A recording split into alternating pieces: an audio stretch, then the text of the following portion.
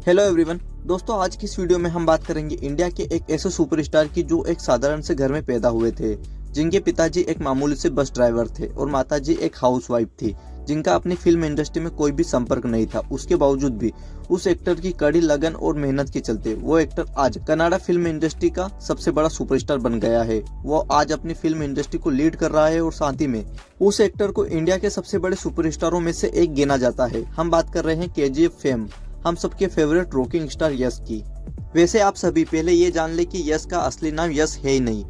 यश का असली नाम है नवीन कुमार गौड़ा।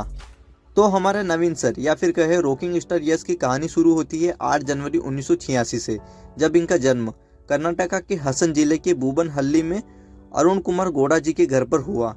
हमारे यश सर को बचपन से ही एक्टिंग में रुचि थी।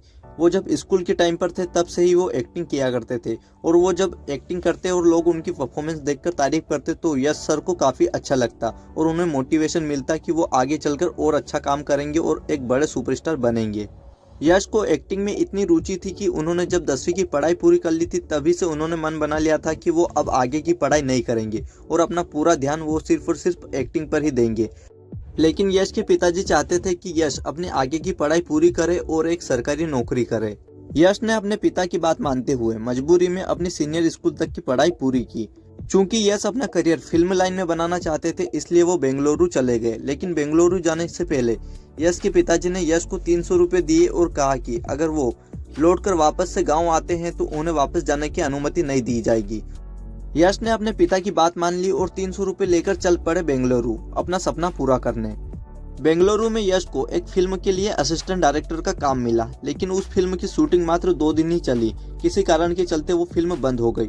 अब यश के सामने एक बहुत बड़ी चुनौती थी। अगर वो लौटकर अपने घर चले जाते तो उन्हें उनके पिता वापस कभी भी बेंगलुरु नहीं भेजते और इस तरह उनका सपना कभी पूरा नहीं होता फिल्मों में आने का।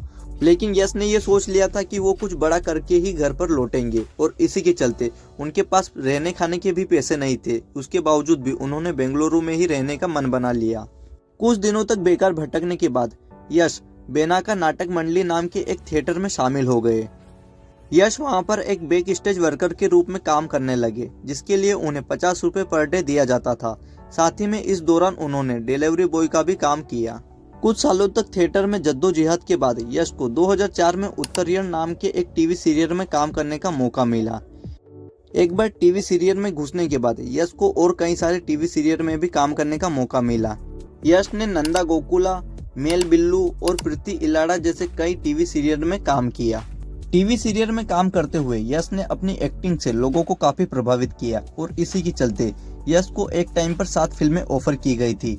लेकिन यश ने उन सभी फिल्मों की स्क्रिप्ट पढ़ने की डिमांड रखी और इसके चलते फिल्म के मेकर्स को लगा कि यश एक घमंडी व्यक्ति है और इसी के चलते यश को उन 7 फिल्मों से हाथ धोना पड़ा।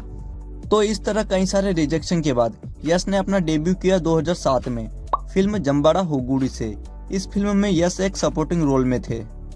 यश की डेब्यू फिल्म जम्बाड़ा हुगुड़ी एक कमर्शियली हिट रही थी। यश की लीड रोल वाली पहली फिल्म 2008 में आई थी, जिस फिल्म का नाम था मोगिन्ना मनसू, जो एक कमर्शियली हिट रही थी। इस फिल्म में यश के अपोजिट राधिका पंडित थी, जिससे आगे चलकर 9 दिसंबर 2016 में यश ने शादी कर ली थी। यश ने अपने फिल्मी करियर में Moggina Manasu, Raja Huli, mister and missus Ramachari और मास्टरपीस जैसी कई सारी सुपरहिट फिल्में दी। इन फिल्मों ने यश को कन्नड़ा फिल्म इंडस्ट्री का एक स्टार बना दिया था। लेकिन कन्नड़ा फिल्म इंडस्ट्री के बाहर यश को कुछ खास सफलता नहीं मिली थी, जहां पर अल्लू अर्जुन, रामचरण, जूनियर एनटीआर, थलपति विजय जैसे साउथ एक्टर बिना किसी पैन इंडिया मूवी के पूरे इंडिया में मशहूर थे।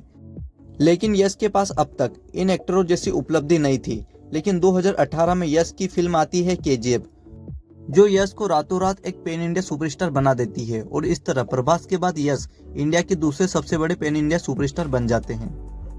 और केजीएफ मूवी के 4 साल बाद इस फिल्म का सीक्वल केजीएफ 2 आता है, जो बॉक्स ऑफिस पर गर्दा उड़ा देता है। और फिल्म केजीएफ 2 दंगल और बाहुबली के बाद सबसे ज्यादा कमाई करने वाली तीसरी इंडियन फिल्म बन जाती है। और इस तरह यश को आज इंडिया में शाहरुख खान, प्रभास और रजनीकांत जैसे सुपरस्टारों में से एक गिना जाता है। यश की आने वाली फिल्मों की बात की जाए तो इसमें नितेश तिवारी की फिल्म रामायण में रॉकिंग स्टार यश लंकेश का कैरेक्टर प्ले करने वाले हैं। इसके अलावा गीतू मोहनदास के साथ में यश की टॉक्सिक नाम की फिल्म आने वाली है, जो 2025 में आएगी। और साथ ही में केजीएफ चैप्टर 3 तो आएगा ही सही, जो कि 2026 तक आ सकता है। तो ये थी रॉकिंग स्टार यश की पूरी जर्नी का डिटेल वीडियो। अगर आपको ये वीडियो पसंद आया हो तो वीडियो को लाइक कर दे और चैनल को सब्सक्राइब कर ले। मिलते हैं किसी और इंटरेस्टिंग वीडियो में, तब तक के लिए बाय।